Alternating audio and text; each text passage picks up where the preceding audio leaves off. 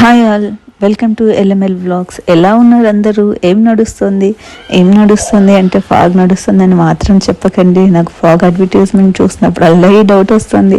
ఏం నడుస్తుంది అంటే ఫాగ్ నడుస్తుంది. ఫాగ్ ఎలా నడుస్తుంది మీకు ఎవరికైనా తెలిస్తే కామెంట్ చేయండి. సో ఈరోజు ఎల్ఎంఎల్ వ్లాగ్స్లో స్పెషల్ ఫర్మెంటేషన్ లేకుండా దోశ ఇన్స్టెంట్గా ఎలా వేసుకోవాలో చూద్దాం.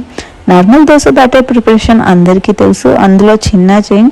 సో దోశ బ్యాటర్ గ్రైండ్ చేసుకునేటప్పుడు కొంచెం బాయిల్డ్ రైస్ యాడ్ చేసుకొని గ్రైండ్ చేసుకొని లిటిల్ సాల్ట్ యాడ్ చేసి దోశ వేసుకుంటే సో ఫర్మెంటేషన్ లేకుండా దోశ రెడీ.